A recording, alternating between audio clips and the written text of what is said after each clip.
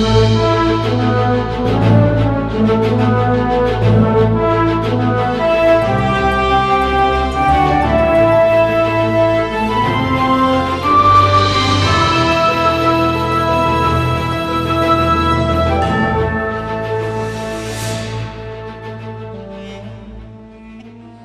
you for joining us today on A Certain Sound. We are in the book of Acts, chapter 12. Chapter 12, beginning with verse 6.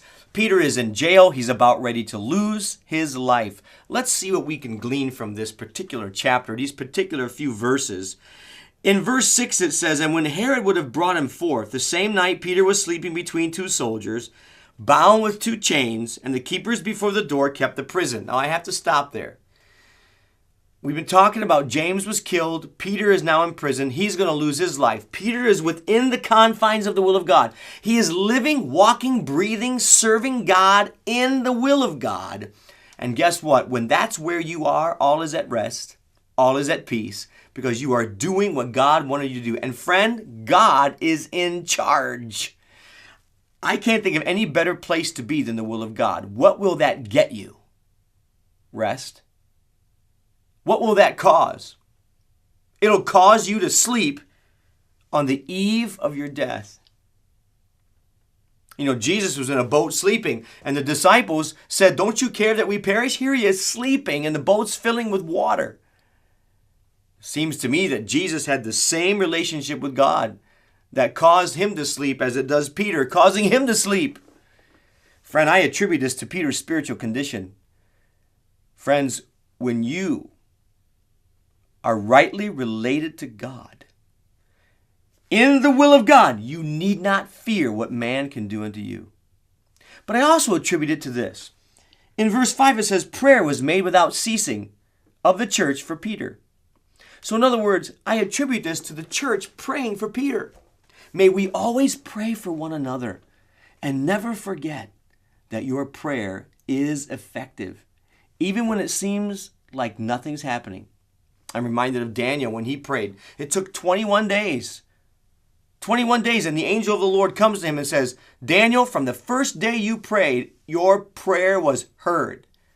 But I was hindered by the prince of Persia." In other words, the enemy of our soul hindered that angel from coming and answering Daniel's prayer.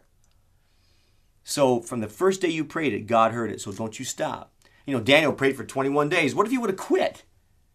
He kept praying and kept praying and kept praying. Keep praying even though it seems nothing's happening. Here is Peter when all of a sudden the angel of the Lord comes, smites him on the side and says, "Wake up." He wakes up. Notice what he says. It says, "A light shined in the prison, and he smote Peter on the side and raised him up, saying, 'Arise up quickly.' And his chains fell off from his hands." When you're living within the confines of the will of God for your life, you don't have to worry about anything, but pray about everything. And when it comes to a miraculous event that needs to take place, only God can do it. And guess what? His chains fell off. That's something Peter couldn't do. There are some things you cannot do. Admit it. It's an impossibility with man, but not with God. So here is God doing what nobody else could do. See, friends, if you will do, arise up quickly, put your sandals on, and get your coat, when you will do what you can do and what you're told to do, God will do what you can't do.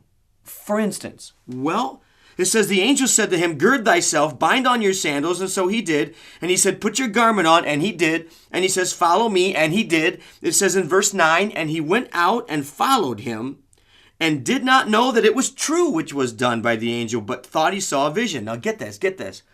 Verse 10, "When they were past the first and second ward, they came unto the iron gate that leadeth unto the city, which opened to them of its own accord." When you are living within the will of God for your life, God will take care of the things you cannot take care of. But then notice this. He won't put your sandals on for you. He's not going to put your coat on for you. You can do that. And not only that, look at what it says in verse 11.